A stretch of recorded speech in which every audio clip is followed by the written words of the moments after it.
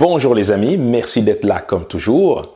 Aujourd'hui, je vais répondre à une question. On m'a posé la question de savoir, fallait-il investir dans les crypto-monnaies ou encore investir en bourse en achetant des actions? Est-ce que l'investissement dans le domaine des crypto-monnaies est susceptible de générer un rendement supérieur à l'investissement sur le marché des actions? Aujourd'hui, reste bien jusqu'à la fin parce que je vais te donner les pour et les contre de chaque type d'investissement. Et à la fin, je t'expliquerai quelle est mon approche, quelle est ma stratégie par rapport à ces deux types d'actifs. Eh bien, pourquoi est-ce que je peux répondre à cette question avec une certaine facilité aujourd'hui? C'est tout simplement parce que moi-même, je m'intéresse à ces deux types d'actifs depuis plusieurs années. J'analyse régulièrement le marché des actions et j'analyse également régulièrement les marchés des crypto-monnaies et j'ai pu, avec le temps, voir effectivement les avantages et les inconvénients de chaque type d'actif et tout simplement de voir effectivement est-ce qu'il y a plus d'intérêt à aller dans un sens ou dans l'autre, tout simplement. Voilà. Donc, avant d'aller plus loin, si tu es nouveau sur cette chaîne, je t'invite bien entendu à cliquer en bas sur le bouton s'abonner. Partage également cette vidéo, ainsi nous aurons plus de personnes sur cette chaîne. Et n'oublie pas, si tu es bien entendu intéressé, regarde dans la partie de description, tu peux télécharger dès aujourd'hui mon livret « Les 10 bonnes raisons de devenir investisseur ». J'ai eu énormément de bons retours par rapport à ce livret. C'est un livret gratuit, bien entendu. Faut-il investir dans les crypto-monnaies plutôt qu'en achetant des actions en bourse ou est-ce que les actions en bourse sont meilleures que l'investissement dans le domaine des crypto-monnaies? Eh bien, pour répondre à cette question, je vais te présenter les avantages, voire quelques inconvénients de chaque type d'actif. Donc, d'un côté les actions et de l'autre côté les crypto-monnaies. On va commencer tout de suite avec les actions. Eh bien, ce que tu dois comprendre, si tu ne le sais pas déjà, une action est une fraction, donc une part d'une entreprise existante, une entreprise qui a pignon sur rue, une entreprise qui a des activités, qui produit des biens et des services, qui certainement a des clients, qui a un chiffre d'affaires et en étant en bourse, ces entreprises-là ont l'obligation de publier de manière régulière, idéalement à chaque trimestre, un rapport financier avec des chiffres, les ventes, les clients, les perspectives d'avenir de l'entreprise, les projets de l'entreprise, comment l'entreprise gère son capital, évidemment les gestionnaires de l'entreprise, on connaît leur nom parce que cette information est publique. Est-ce que ces gestionnaires ont eu à acheter des actions? Combien d'actions? À quel prix? Quand? Etc. etc. Donc tu l'as compris, une entreprise pour laquelle tu peux acheter des actions en bourse est une entreprise publique parce que la bourse est un marché public et tout un chacun, donc toute personne qui en a les moyens, peut décider de s'acheter des actions en bourse. De ce fait, les informations relatives à l'existence, le fonctionnement de l'entreprise et l'administration de l'entreprise sont des informations d'ordre public, tout simplement. Et d'ailleurs, tant mieux parce que cela permet à tout investisseur, évidemment, d'avoir suffisamment de données pour analyser l'entreprise, pour savoir où est-ce que, effectivement, on met les pieds. C'est aussi simple que ça. Eh bien, les avantages de l'investissement en bourse, la bourse est un marché réglementé. Donc, le fait même de transiger ses actions en bourse sous-entend que l'entreprise doit respecter un certain nombre de règlements. Donc, l'entreprise doit, entre autres, avoir, par exemple, une information financière vérifiée, entre autres par une firme comptable, par exemple. Donc, quand tu viens acheter des actions en bourse, tu es, je te dirais, encadré par un certain nombre de règles. De l'autre côté, il faut savoir que quand tu achètes des actions en bourse, tu as bien entendu la possibilité de stocker ces actions avec ton institution financière. Donc, la banque stocke d'une certaine manière ces actions en ton nom. Donc, tu peux y avoir accès en tout temps, un peu comme un compte de banque normal, tout simplement. Donc, tu ne gardes pas les actions, donc les titres qui représentent tes actions, tu ne les gardes pas chez toi à la maison, un peu comme un compte bancaire. Tu peux décider de les échanger, de les vendre et de recevoir le produit de la vente directement dans ton compte de banque, entre autres. Voilà. Donc, tu l'as compris, c'est assez encadré, c'est assez réglementé et on parle ici d'un actif qui existe depuis des décennies, tout simplement. On a plusieurs investisseurs de renom comme Warren Buffett par exemple, pour ne citer que lui. Warren Buffett a fait sa fortune entre autres sur le marché des actions et Warren Buffett investit en bourse depuis des décennies. Voilà, donc C'est un actif qui a fait ses preuves, qui existe depuis longtemps et qui est réglementé et tu l'as compris. Tu peux acheter une action effectivement dans l'objectif que la valeur de l'action puisse augmenter. Donc en ce moment-là, si tu décides de revendre l'action, tu feras un gain, donc un gain capital. Donc ton investissement initial aura augmenté de 10, 20, 30, 40% dépendamment de la valeur que l'action vient de prendre. Tu peux également, pour les investisseurs les plus expérimentés, faire ce qu'on appelle un short, ça veut dire parier sur la baisse d'une action. Troisième manière de faire des gains dans le marché des actions, c'est de faire effectivement, acheter des actions dans l'objectif de faire un gain en capital. Certes, on le souhaite généralement en tant qu'investisseur, mais également dans l'objectif de générer un revenu passif à travers les dividendes, entre autres. J'ai déjà eu à en parler à quelques reprises sur la chaîne. C'est une stratégie que j'affectionne particulièrement. Voilà. Donc, je te fais grosso modo le tour de différentes stratégies concernant le marché des actions et c'est quoi une action en gros.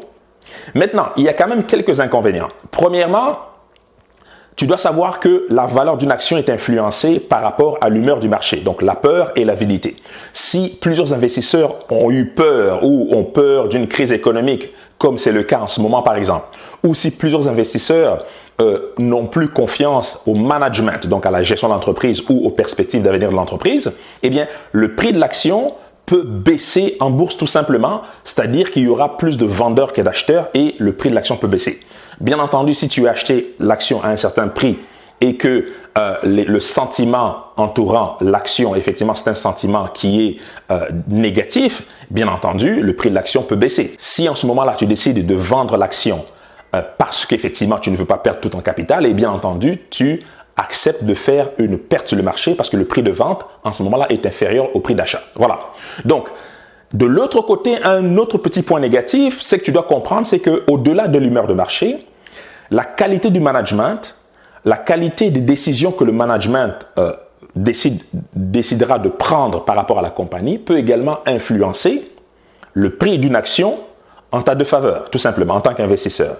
C'est-à-dire quoi? C'est-à-dire que si le management décide de prendre une décision, par exemple pour augmenter les ventes de l'entreprise, pour augmenter le chiffre d'affaires et donc le bénéfice, et que ça fonctionne pas bien parce que les clients ne sont pas au rendez-vous, et bien à ce moment-là, le prix de l'action peut chuter simplement parce que les projections de l'entreprise, donc les décisions de la gestion, ont donné un résultat négatif. Donc, autrement dit, le prix de l'action peut également être influencé par la qualité du management, par les compétences des gestionnaires, par rapport à la nature des décisions prises par la gestion. Donc, ce sont des éléments qui échappent un peu à ton contrôle, même si on recommande fortement de faire une certaine analyse, une analyse efficace avant d'acheter une action pour éviter effectivement des mauvaises surprises. Mais il y a quand même des choses qui vont échapper à ton contrôle qui peuvent également influencer le prix d'une action. Voilà. Donc, en gros, je m'arrête là sans vouloir aller trop en profondeur par rapport au marché des actions. Voilà. Maintenant, concernant les crypto-monnaies. Donc, les crypto-monnaies, ce que tu dois savoir, c'est qu'au niveau des anglophones, on va souvent parler de crypto-asset, donc d'un actif électronique, tout simplement. Voilà. Donc, c'est un actif. Pourquoi? Parce que toute crypto-monnaie, parce qu'il y en a plusieurs, toute crypto-monnaie n'a pas forcément pour objectif de servir comme mode de paiement. Alors, les crypto-monnaies, comme le Bitcoin par exemple, l'Ethereum ou encore le XRP, et puis je peux t'en citer d'autres, aujourd'hui servent clairement d'investissement d'actifs financiers et voire même d'une manière de protéger son capital contre les fluctuations importantes du marché des actions ou encore protéger son capital face à l'inflation tout simplement. Alors, les avantages de la crypto-monnaie. Premièrement, comme je te l'ai dit, c'est une nouvelle classe d'actifs, premièrement. Deuxièmement, c'est une nouvelle classe d'actifs qui échappe un peu, je te dirais, au système financier traditionnel. Qu'est-ce que je vais dire par là? Je vais simplement dire par là, pour l'instant du moins, les institutions bancaires, les banques n'ont pas encore une mainmise sur les crypto-monnaies. C'est-à-dire quoi? C'est-à-dire qu'aujourd'hui, tu peux acheter des crypto-monnaies, les stocker et voir les revendre sans faire affaire avec les banques. Tout simplement, pourquoi? Parce que c'est un marché qui n'est pas encore réglementé, contrairement au marché des actions. Donc, il y a des inconvénients à ça, mais il y a aussi des avantages à ça, tout simplement. Donc, aujourd'hui, les crypto-monnaies vont se transiger principalement sur des plateformes d'échange qui ne sont pas des banques. Mais de l'autre côté, on peut également échanger des crypto-monnaies de particulier à particulier, même via la blockchain, de pouvoir te procurer des crypto-monnaies. Voilà, donc sans rentrer dans l'aspect technique de la chose, donc tu dois comprendre que pour l'instant, les crypto-monnaies ont comme avantage effectivement d'être un actif qui est plutôt indépendant, qui n'est pas encore intégré totalement dans le système financier traditionnel et qui permet finalement à tout un chacun, même sans avoir un compte bancaire, même si on habite dans un endroit où on n'a pas forcément accès au système financier international, d'avoir accès finalement à travers la blockchain, à travers ces crypto-monnaies-là, de mettre la main sur un actif entre guillemets financier sans forcément devoir faire affaire avec une banque parce que il y a énormément de populations sur la planète qui n'ont pas accès à cela. Et pour certaines crypto-monnaies, bien entendu, les frais d'échange, les frais pour mettre la main finalement pour cette crypto-monnaie sont relativement faibles. Voilà.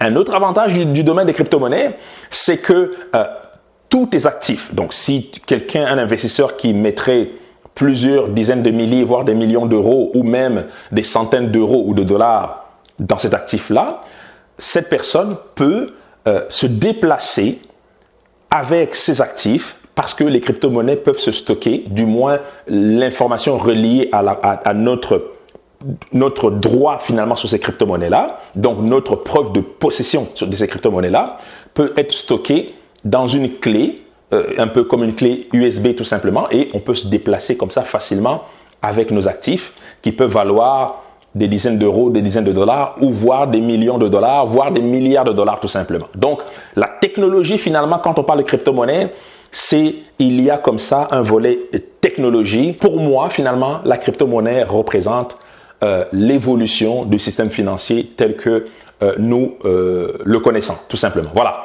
Donc, il y a également quelques inconvénients et un des inconvénients, c'est encore une fois l'aspect réglementation. Parce que, contrairement aux actions et aux banques, le marché des crypto-monnaies n'est pas encore réglementé, du moins dans plusieurs endroits, c'est pas encore clair à ce niveau-là, ce qui peut donner lieu à effectivement d'une forme de spéculation sauvage, voire même une forme de manipulation assez facile des marchés. Donc, d'où l'importance pour ceux qui veulent investir dans les crypto-monnaies de se concentrer uniquement sur les crypto-monnaies qui ont eu à faire leurs preuves, qui sont reconnues effectivement et qui existent depuis de longues années, du moins, c'est comme ça que je vois la chose. Voilà. Donc, il y a des avantages, il y a des inconvénients, mais un avantage important que tu dois savoir au niveau des crypto-monnaies, c'est la possibilité de faire des gains explosifs.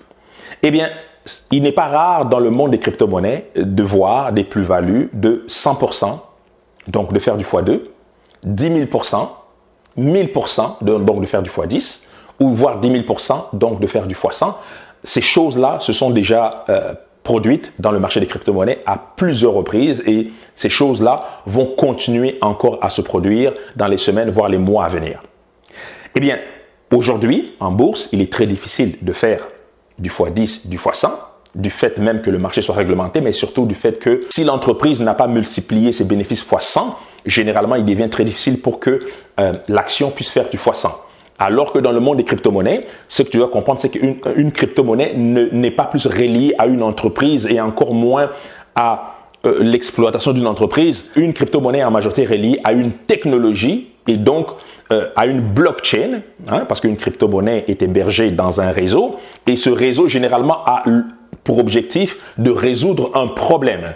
Et donc la crypto-monnaie qui est le droit d'entrée pour utiliser le réseau n'est pas plus une action d'une entreprise, mais simplement un droit d'entrée par rapport à un réseau. Dans certains cas, une crypto-monnaie peut servir de monnaie d'échange, mais dans d'autres cas, une crypto-monnaie est simplement un droit d'utiliser le réseau. Et bien entendu, s'il y a d'utilisateurs de réseau, plus il y a de demandes d'une crypto-monnaie donnée, disponibilité de crypto-monnaie limitée, augmentation de la demande veut dire augmentation de prix. Et c'est comme ça qu'on peut se retrouver dans certains cas à faire du x10, du x100, voire on a déjà vu du x1000, voire du x10 000 et même plus. Donc, tu l'as compris, dans les cas des crypto-monnaies, les performances peuvent être tout simplement explosives. Voilà. Alors, en ce qui me concerne en tant qu'investisseur, c'est quoi ma stratégie? Eh bien, j'ai une exposition, donc j'ai eu à investir dans les deux domaines tout simplement. Pourquoi? Pour les raisons que je viens de t'énumérer. Parce qu'au niveau des actions, il y a l'aspect règlement il y a l'aspect entreprise existante, il y a l'aspect sécurité parce que c'est des actions qui existent déjà et ça me permet d'avoir différentes stratégies, gain en capital, voire avoir un revenu passif à travers les dividendes. Mais de l'autre côté, malgré le fait qu'on a effectivement un marché qui n'est pas réglementé au niveau des crypto-monnaies, il y a toutefois des avantages. Premièrement, la possibilité d'investir un montant faible, mais avec la possibilité, si on s'y prend bien, de générer des revenus explosifs tout simplement. Et en tant qu'investisseur, je ne veux pas manquer d'opportunités, donc j'ai une exposition sur les deux marchés tout simplement. Voilà. Donc, j'espère avoir pu répondre à cette question de manière très claire. Et si toi également, tu as déjà entendu parler des crypto-monnaies et que tu te demandes c'est quoi, eh bien voilà, j'espère que dans cette vidéo, j'ai pu t'éclairer un tout petit peu. Je continuerai à parler bien entendu de bourse ainsi que de crypto-monnaies sur cette chaîne, donc reste connecté. Et je t'invite à partager cette vidéo si tu aimes le contenu que je te propose sur cette chaîne. Voilà. Donc n'oublie pas de télécharger le livret Les 10 bonnes raisons de devenir investisseur. Abonne-toi. Et moi, je te dis à très bientôt pour une nouvelle vidéo. Santé, amour, bonheur et prospérité. À très bientôt.